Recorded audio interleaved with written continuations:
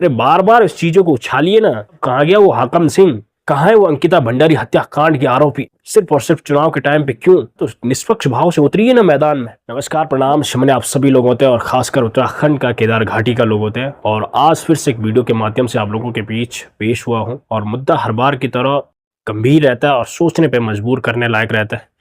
और आज की जो वीडियो है वो है, मेरा सीधा सीधा सवाल है प्रदेश के मीडिया से। अगर हो सके तो मेरे इन सवालों का जवाब दीजिएगा। जहां तक मैं भी समझ पाया हूं अपने प्रदेश की मीडिया को, वो ऐसा लग रहा है कि केंद्र की मीडिया की तरह वो भी बिक चुकी है और बिकने वाली है। और अगर नहीं बिकी है तो मेरे इन सवालों का जवाब दीजिए कि क्यों नहीं आपने इन चीजों पे सवाल उठाए। सबसे पहली बात तो क्यों आपने सवाल नहीं उठाए कि कहां गया वो मंदिर का वो सोना? बार बार पूछिए ना, इस पे जवाब पूछिए। एक बार आप वीडियो बना के डाल देता है, बात खत्म। अरे बार बार इस चीजों को उछालिए ना। अगर कोई मुख्यमंत्री जी आते हैं या कोई विधायक, कोई सांसद आते हैं, उसको पूछिए, भाई तुम्हारे काल में ये सोना गायब, वो कहाँ है, उस बारे में क्या कुछ अपडेट चल रहा है? बार बार पूछिए उसको। आप पूछिए ना मुख्यमंत्री साहब को कि साहब कहाँ गया वो हाकम सिंह जिसने हजारों लाखों युवाओं के जीवन बर्बाद कर दिया? कहाँ है वो अंकिता भंडारी हत्याकांड के आरोपी जिन्होंने पूरे प्रदेश को, पूरे राज्य को शर्मसार कर दिया था? कहाँ है वो विधायक, वो सांसद जिन्होंने अभी तक अपनी सांसद निधि तक खत्म नहीं की है? पूछिए ना उनसे कि क्या, क्यों? सिर्फ और वो माइक लेके वो चमचागिरी से मत मत वो करिए साहब।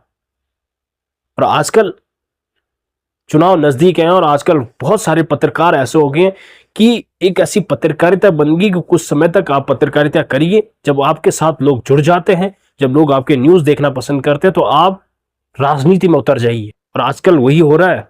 कुछ कथाकथित न्यूज चैनल दूर दूर तक पहुंच रहे, तोसी तक, दसचुल्ला तक। क्यों? इससे पहले आपको सुध नहीं थी कि तोसी भी एक गांव है, वहां भी लोग आर्थिक तंगी से जूझ रहे हैं, वहां भी लोग सुविधाओं के अभाव में जी रहे हैं। सिर्फ और सिर्फ चुनाव के टाइम पे क्यों? क्योंकि जब आप चुनावी मैदान में उतरे तब। अरे उससे पहले करिए ना, निष्पक्ष भाव से करिए, निस्वार्थ भाव से करिए ना। अगर आप सच्चे उत्तराखंडी हैं, वाकई में अगर आपके दिल और दिमाग में राज्य की सेवा करना है, तो निष्पक्ष भाव से उतरिए ना मैदान में।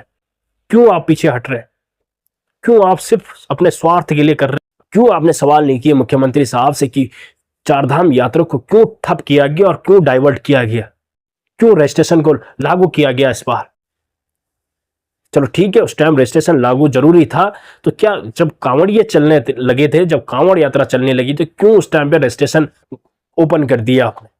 क्योंकि जो कांवड़िया आ रहे हैं, जो कांवड़ यात्रा आ रही है, उसमें से अधिकांशतः जो कांवड़ों के रूप में हुड़दंगी आ रहे हैं, ढेर सारा शोर शराबा ये वो। क्यों बर्बाद करना चाहते थे इस उत्तराखंड को? क्या उन हुड़दंगियों के लिए रजिस्ट्रेशन जरूरी नहीं था?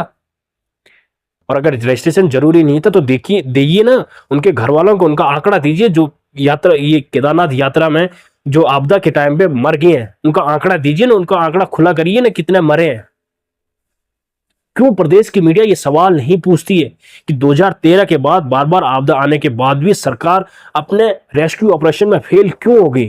क्यों अंतिम चरणों में आर्मी को उतरना पड़ा मैदान में? क्या क्या तैयारियां थी आपके इससे पहले?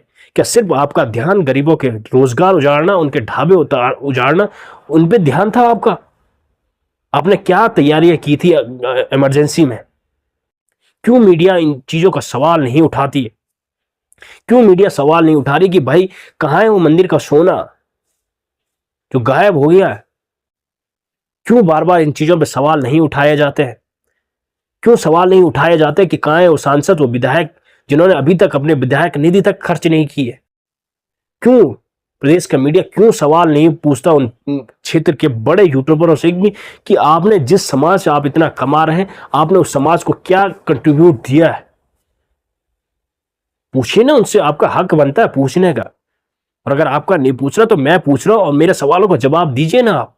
चाहे आप प्रदेश की मीडिया हो या क्षेत्र का यूट्यूबर हो, आप दीजिए ना, इन सवालों का जवाब दीजिए। हम उत्तराखंड में बदलाव ला के रहेंगे और जागरूकता ला के रहेंगे।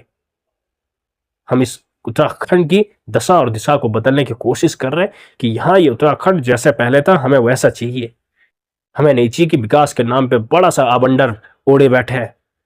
बाबा केदार को सिर्फ और सिर्फ रोजगार का जरिया बना दिया इन सरकारों ने।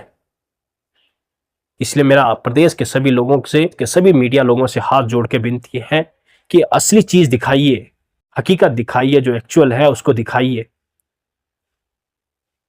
तो चलिए, अगर आपको मेरी वीडियो पसंद आए तो वीडियो को शेयर अवश्य करिएगा। मैंने अभी भी कह रहा हूं कि मुझे कोई फॉलोअर नहीं चाहिए, मुझे कोई सब्सक्राइबर नहीं चाहिए, सिर्फ और सिर्फ चाहिए जागरूकता।